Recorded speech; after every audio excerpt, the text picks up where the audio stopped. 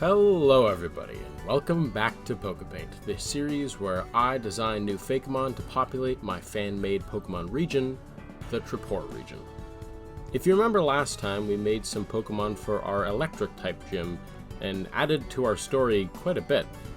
This time, I'm actually not going to do any world building, and just focus on developing the individual Pokemon in a more in-depth way this week. My original idea for this video was to create some mono-type Pokemon, and I was actually going to do it in a way where I made a fire type, a grass type, and then a water type. But then, well, I'll explain it this way.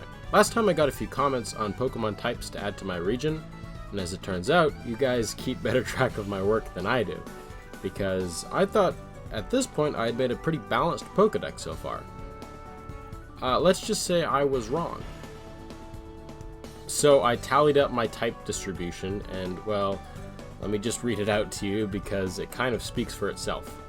Our most common type was unsurprisingly water at 7, followed by bug at 5, ghost, grass, and dark at 4, normal, fighting, steel, electric, and dragon at 3, flying and fire at 2, and poison, rock, psychic, and fairy at 1 apiece.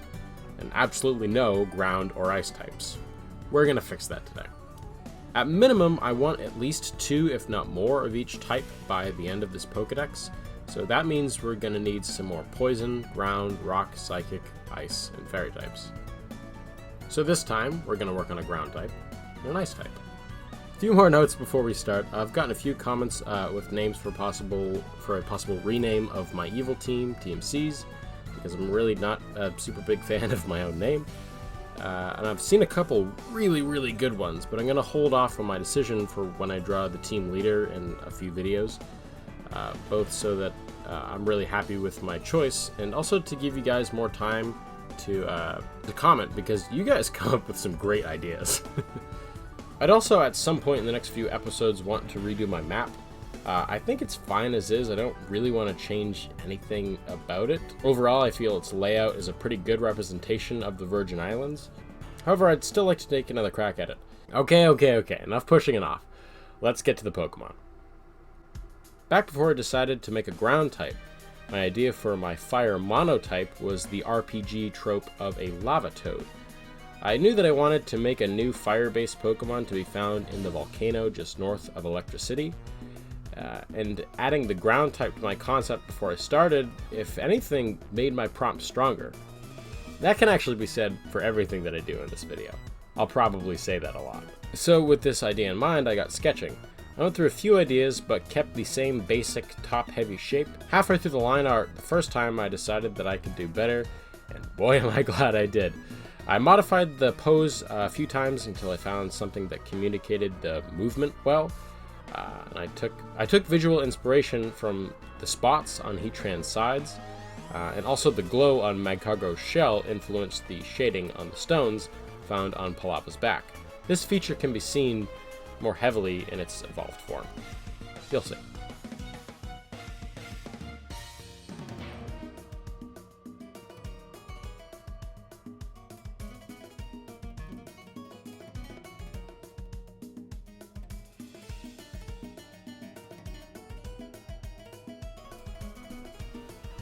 Palava, the lava toad Pokemon. Palava spend the beginning of their lives partially submerged in lava.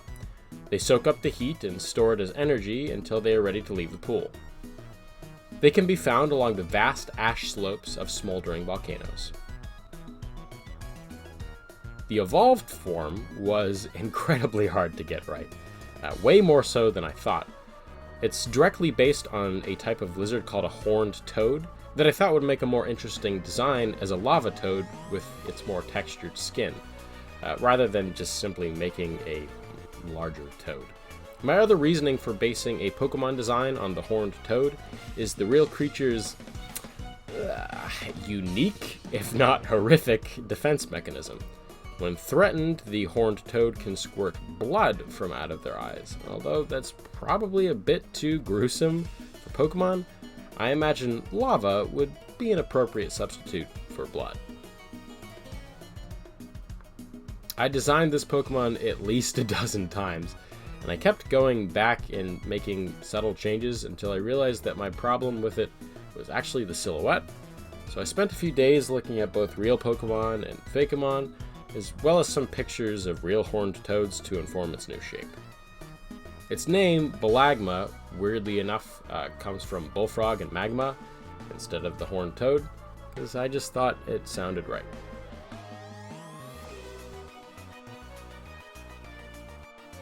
Balagma, the lava toad Pokemon in the evolved form of Palava. These hot-bodied Pokemon have an internal circulatory system that uses magma in place of blood.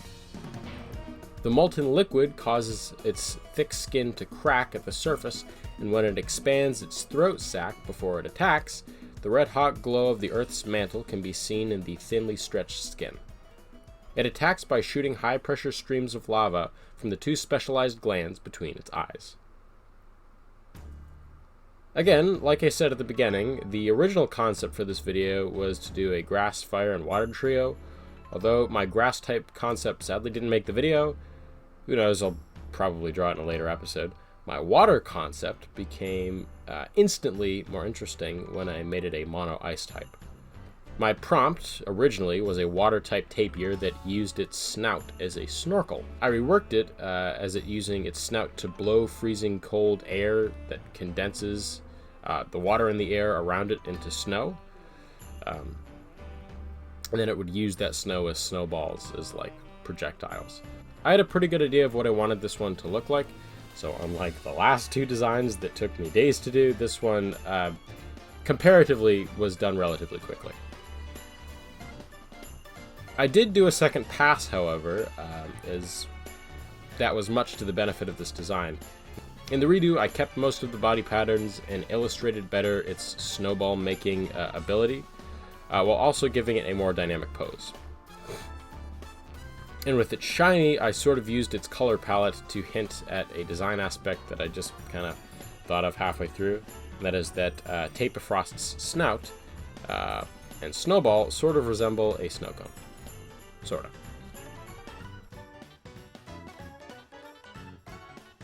Tapirfrost, the sublimation Pokemon.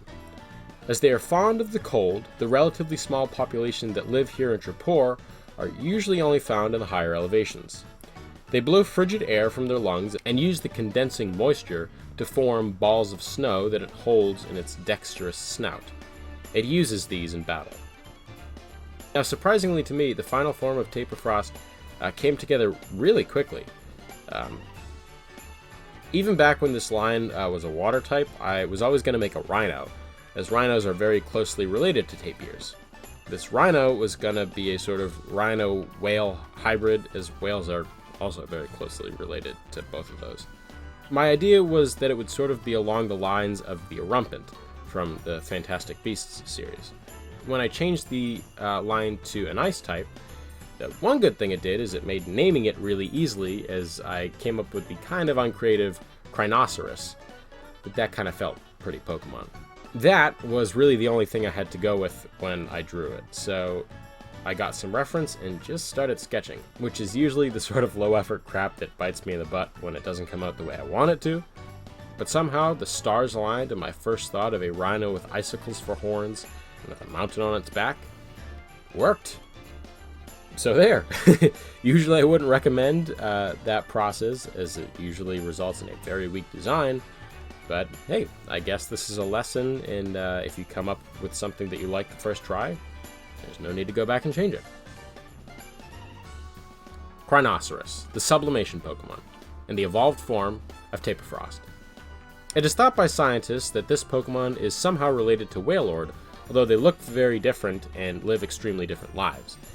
They have some strikingly similar skeletal features that could one day link them to a common ancestor. The towering ice cap on Crinoceros' back often acts as a small biosphere, and the ice-type Pokemon of Trapor will find safe and cold homes among the ice fissures and slopes of its back. So as much as I really want to do some more world building, I'm going to restrain myself from talking about these two Pokemon's environments until the video where I work on the map, as Tourmaline Island, where we find ourselves, will probably undergo the most changes in that video. Not that there will be very many, don't worry. Well, here's our 4 new Pokemon that we've added to the Pokedex. I have a few pretty good ideas kicking around in my head for a Fairy type and one for a Psychic type that I'll probably want to get to eventually. But if you guys have any more good ideas, then please feel free to leave them in the comments below, as there's always a chance that I'll be able to run with one of those concepts. Seriously, you guys are a great source of inspiration. So here's my updated team. Please tell me yours, and also don't forget to leave any suggestions for evil team names, as I'm going to be settling on one soon. Now that'll do it. I don't want to keep you guys waiting any longer. If you like this video and want to see more like it, then subscribe and turn on the bell to get notified when I upload next.